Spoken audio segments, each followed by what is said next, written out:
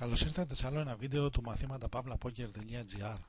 Είμαι ο Πάνος και θα με βρείτε στα τραπέζια της PokerStars με το nickname Panos GSXR100. Σήμερα στο απόψινό βίντεο θα δούμε ένα παράδειγμα του τι σημαίνει floating.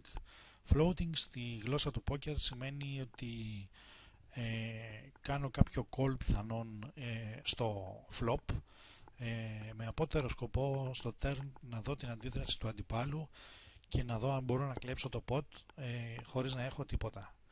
Στην προκειμένη περίπτωση παίζουμε σε ένα τουρνουά $15 50-50 της PokerStars. Είμαστε 7 παίκτες από ό,τι βλέπουμε και το χέρι πάει ως εξής. Είμαι στη θέση Big Blind εδώ πέρα, ο Small Blind είναι αυτός εδώ και στο Big Blind, στη θέση Big Blind έχουμε 9 βαλές shoot, είναι αρκετά καλό φύλλο. Βλέπουμε ότι όλοι πάνε πάσο εκτός από τον Small Blind, ο οποίος κάνει ένα raise λίγο παραπάνω από 2 επί. Από τη θέση αυτή θα μπορούσε να έχει και μέτρια φύλλα για να μπορεί να κάνει ένα raise και να κλέψει το Big Blind που έχει. Σίγουρα αξίζει τον κόπο να κάνουμε ένα call από τη θέση Big Blind με αυτό το φύλλο, γιατί αυτά τα φύλλα συνήθως χτυπάνε καλά στο flop. Έχουμε και πιθανότητα κέντας και πιθανότητα χρώματος. Και εκτός αυτού έχουμε και το πλεονέκτημα ότι κάνοντας απλά ένα call εδώ πέρα και χωρίς να κάνουμε 3bet, δεν χρειάζεται το 3bet στην προκειμένη περίπτωση, γιατί το φύλλο μας είναι αρκετά καλό για να δούμε ένα flop. Είμαστε και στην πλεονεκτική θέση ότι είμαστε in position, είμαστε δηλαδή στο μετά το flop θα μιλήσουμε δεύτερη. Out of position είναι αυτός ο παίκτης ο οποίος αναγκάζεται μετά το flop να μιλήσει πρώτος. Οπότε κάνουμε ένα call και βγαίνει ένα flop ρίγα 5. Το flop αυτό είναι ένα περίεργο flop, με τη λογική ότι κανείς από τους δυο μας δεν θα μπορεί εύκολα να έχει χτυπήσει κάποια επαφή.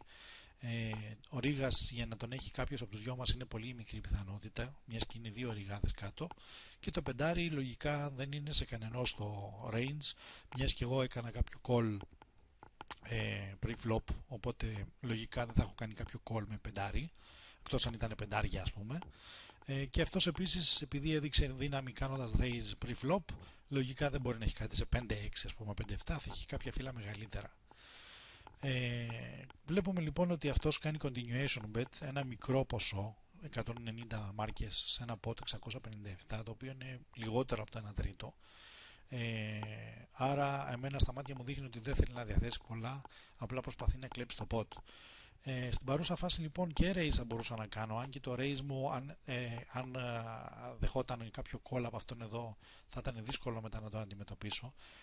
Οπότε στην προκειμένη περίπτωση το floating είναι ιδανικό, με τη λογική ότι έχω κάτι, μπορεί να έχω είτε το ρίγα και να το κάνω slow play, ή μπορεί να έχω ένα ζευγάρι το οποίο δεν έχω σκοπό να το παρατήσω. Οπότε κάνοντας floating σε αυτό το call, σε αυτό το flop, κάνω απλά ένα call για να δω την αντίδραση του παίχτη μετά το turn. Το turn είναι εξάρι, το οποίο δεν έχει καμία ουσία και για τους δυο μας, δεν νομίζω ότι χτυπάει κανείς μας. Οπότε βλέπω ότι αποφασίζει να κάνει continuation bet και στο turn ο παίκτης. Κρίνω όμως στην προκειμένη περίπτωση, επειδή συνεχίζει αυτός και κάνει bet πολύ μικρό, αυτό το bet δεν δείχνει κάτι, δηλαδή αν είχε κάποιο ζευγάρι καλό και είχε ξέρω εγώ δεκάρια, εννιάρια, οτιδήποτε, θα έκανε ένα bet πολύ μεγαλύτερο. Απ' την άλλη, ένα bet τέτοιο θα είχε κάποια λογική μόνο αν είχε ρίγα ξέρω εγώ και προσπαθούσε να το κάνει trap, πράγμα το οποίο πάλι θα ήταν κατά κάποιο τρόπο λάθος, επειδή δεν θα έπαιρνε το value που έπρεπε. Αν είχε το ρίγα θα έπρεπε να βαράει περισσότερο ώστε να πάρει περισσότερο value.